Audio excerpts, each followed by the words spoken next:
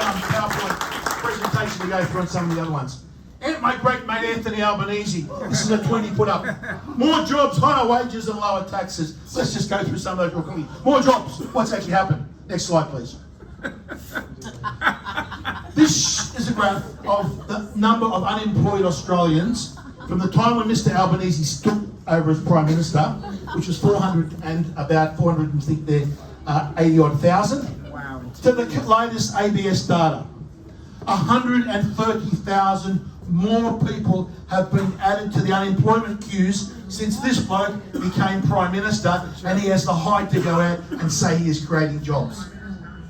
100,000 more. Next slide, please. Remember, you can fill the MCG with 100,000 people. That's the number of people extra that have joined the unemployment queues in 2 years under Albanese. Wow. Next one. Go to the MCG. Next one. And most of the jobs that so-called have created, this is graph. You see here, the orange colour is free market jobs in the private sector. The other ones are health and all government.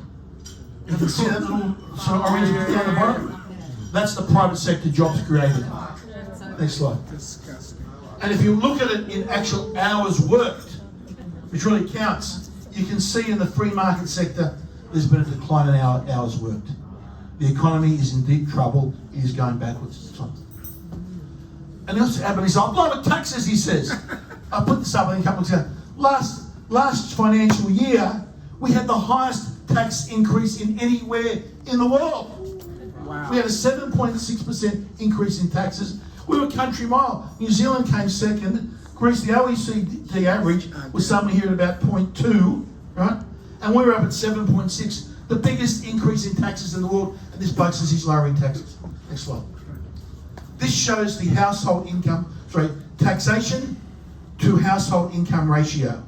We can see here it's going back, I don't know, we've got that last, starts here 2005, right, so it's about 20 years long, that's a 20-year time period graph. We can see it's rarely been above 15%. Under Albanese, it went up over 17.5%. This is the end of last year. Then it was forecast to go higher. And see that little bit there? That's the tax cut you've got. So taxes are still, as a percentage of household income, are still higher than they've been on record. And this bloke tells us he's lowering taxes. And that is forecast after that to jet back up again. Next one.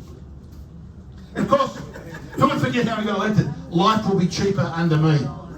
Well, there is a little bit of truth in that. I'll go to the next slide. Next slide, please. Life will be cheaper. Yes, many shops are closing down and having giant 70% sales off.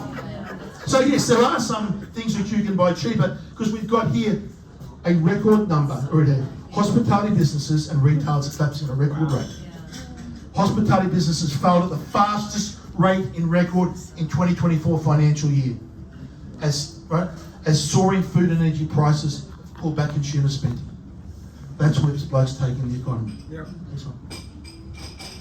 Of course, this is at a time we are building. We've got record levels of migration. So what's happening to housing construction and dwelling construction? Here we see here, total dwellings commenced going back to a 2016 study. We're down here, we're the lowest on record. Yep. We're building less and less dwellings than ever before, but having record numbers of people coming into the country. Next slide.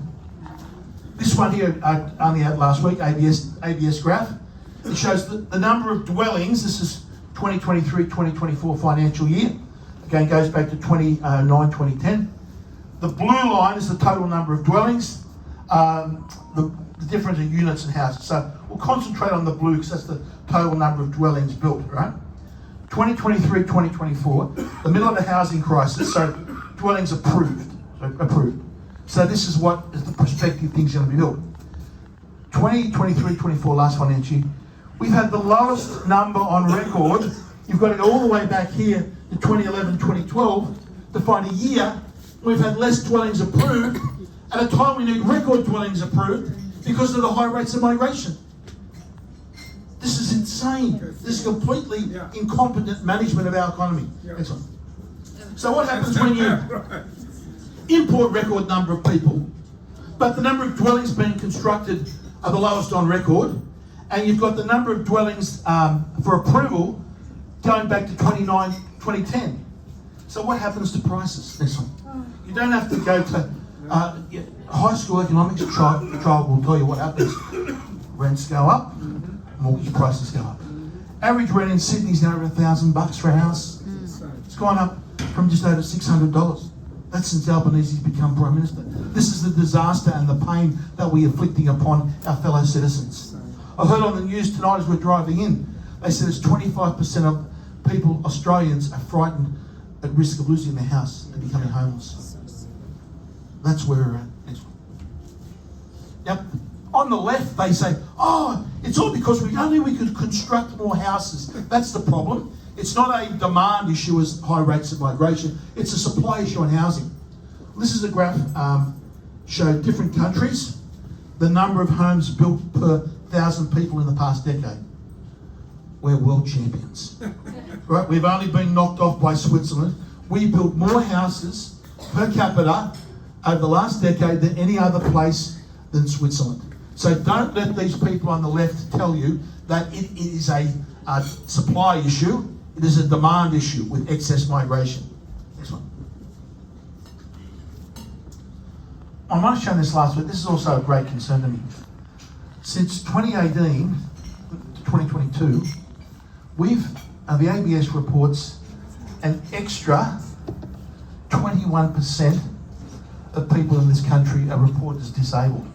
That's an extra 1.1 million people are reporting that saying they are disabled.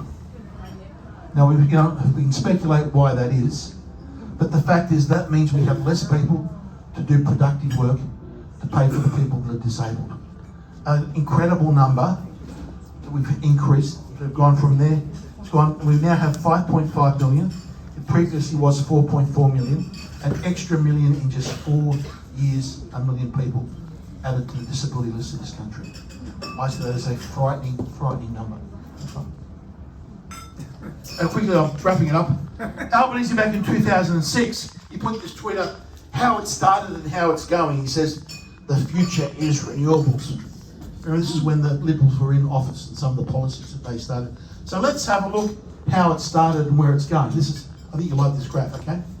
This graph shows electricity prices versus the CPI in Australia, 1990 to 2024. So you can see here, this is the blue, the CPI.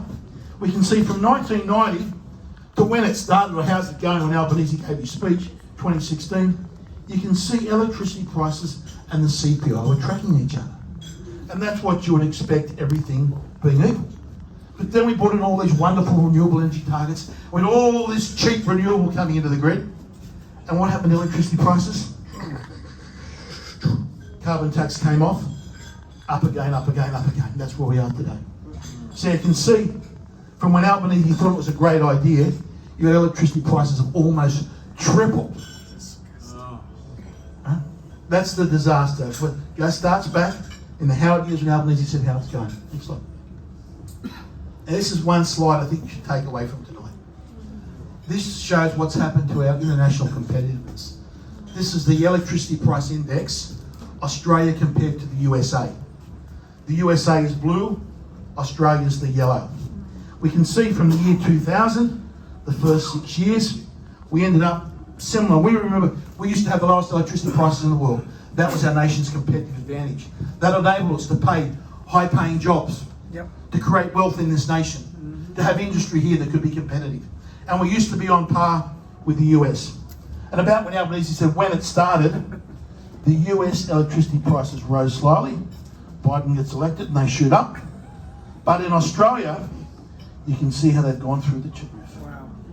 So that gap represents the competitive disadvantage that we've inflicted upon ourselves as a nation.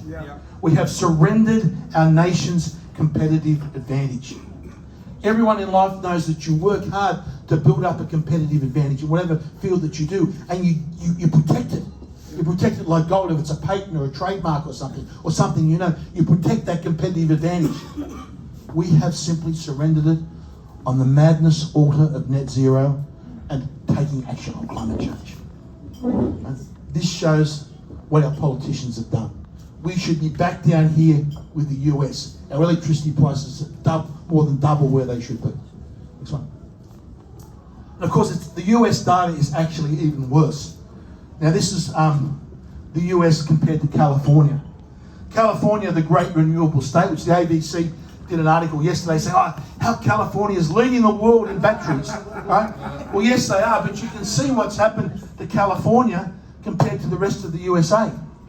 The current electricity price in California, this is the own official government data, is 34 US cents a kilowatt hour. The average price in the US is 16 cents. So in California, they are paying double what the rest of the US is. And this is meant to be the state that we're holding up and what we should be following along the lines. Next one. And where are prices going? Estimates of next year, because of the big increase in the wholesale prices of electricity, expecting huge more increases. And this bloke is responsible. He does not have a clue what he's doing. He is a complete dill. He is dangerous because of his arrogance. That's his danger. He thinks that he knows things, and he goes on. It's his ignorance that's the problem. It's his arrogance that is the danger. And that's so. Even we saw those charts, as bad as they were, the future is even worse. And of course, then there's the beautiful work we're doing in our environment. This is up in Queensland. All cleared for wind turbines. That's one wind turbine base there. So all that is for one wind turbine. And there's 3,000 or 4,000 of these things set to be built. It is a destruction of our environment like we have never seen. And these people are doing it to save the planet. There's another one again. You see the destruction, the environmental destruction from these things. Next one. This is the base of a wind turbine. You can see all the steel involved in there. Next one. And the big concrete pour for the base of the wind turbine. All the roadworks that go in. This is the destruction that's happening to our environment as we watch. Next one. Because this is a Johannes Leak's cartoon, Albanese and Bowen. They go, "What have you done, mate?" And he says, "We've saved the planet." And we laugh at that, we think it's a joke, but next slide, it's exactly what's happening. This is down in the National Park, down in the Snowy Mountains National Park. This is a corridor for electricity-wise that they're bulldozing. They would do thousands and thousands of kilometres of this, knocking down our native forests to try and build these transmission lines. And this is meant to be for the environment. Next one. Then of course there's our great offshore wind turbines. Floating offshore wind turbines in the middle, bang smack in the middle of a whale migration zone. Nowhere in the world has this been done. We are again the crash test dummy for this. Next one. Now this is just a quick rough. They're floating wind turbines that have these mooring cables down to be anchored on the seabed. Now the seabed where they're putting these things is over 1 kilometre deep. So you can imagine these mooring lines running down of thousands of wind turbines. It's not just the mooring lines that are an issue. We saw the other week a whale get caught up in some fishing gear and nets, right? You cross the ocean, you've got all this fishing lines, nets and bits and pieces drifting around. They're going to get tangled around all these mooring cables. And it'll be basically a maze, a mice maze or a spider's web that thousands of whales are going to have to work their way and navigate their way through. It is complete insanity. These things are not even economic. They'll be subsidised to the hilt. And this is the direction that we're heading under both the Liberal and Labor Party, because they both want net zero. The other problem with these offshore wind turbines is microplastic pollution. Now, remember, these wind turbine blades, when they spin around, they're spinning at 300 k's an hour. They don't look very fast when you see them, but you'd imagine the outside tip of the blade, the speed that's going around. So then you've got the wind and rain coming at it, which strikes the edge, and it basically delaminates and erodes all the edges of the wind turbine. So you get all this, the resins made from the wind turbine blades, all going down to the ocean. Now the estimates were, at the moment, about 60 kilograms a year per wind turbine of microplastics will end up in the ocean. These things are toxic to marine life. They have no idea how much damage that they are going to do. There's no environmental studies on this. Just build them, go ahead and see what we're doing. Then we had the hydrogen disaster. Remember, Twiggy Forrest was going to invest and make all this money on hydrogen disasters. And the whole plan was that we could replace, to get to net zero, would replace natural gas with hydrogen. And the hydrogen would be made by the excess wind and solar power, and we'd use that to crack water to give off the hydrogen gas. Right? It was always nuts. Firstly, it is completely uneconomic to do so. But the real problem is the technical issues. You cannot simply use hydrogen the way you use gas. You can't put it in the gas pipelines because the hydrogen leaks from those existing pipelines. It erodes the hydrogen molecules, erode the rubber gaskets. You can't shrink hydrogen like that you can get natural gas to transport it, something like 4 or 5. So every ship of natural gas we would ship offshore, the equivalent you would need 5 ships of hydrogen. So the idea that we would be somehow become this great renewable energy exporter superpower of hydrogen was always complete nuts. Forrester's finally worked it out. He's taking his money and running, and we're left with this. We're left with the disaster of it. Next one. This is a quick graph of showing coal consumption to generate electricity. All right, the world, 45,500 terawatt hours. India, 25,500 terawatt hours. India 6, and this is Australia right down the bottom here, right? 419. So we are now using, when it comes to coal to generate electricity, we are now at less than 1%. We are at 0.9% of electricity coal being used to generate electricity around the world. 0.9%. And if we get this down to 0, we're going to save the world. We're using more coal, the world's using more coal than ever before. And that's going to continue and go on. Next slide. I just quickly show, this is an interesting, this shows our coal-fired capacity, how it's going down and closing off, right? So it starts off at 2009. You can see over here, this is the graph of the capacity in gigawatt hours. We used to have back in 2009 about 28, 29 gigawatt hours. We've closed a few things down. They closed down Hazelwood, Liddell, right? We're now down here at 21 gigawatt hours. The projections are, as our coal-fired power stations go down, by the time we get here to the early 2030s, which is not long away, we're going to be down to under 10 gigawatt hours of coal-fired power stations. So just remember the numbers. We're currently at 21. Our plan is to get down to 10 and then get down to 0. This is insane. This is going to destroy us. This is a national suicide note. But yet this is what the government wants us to do. So remember, I said 21 gigawatts going down to 10 to 0. India are planning to build 80 gigawatts by 2030, was it 2032? So that's 4 times what we're planning to close down. India are planning to build as new. And that's just India. Let's go to the numbers from China. China currently, 1,137 gigawatts.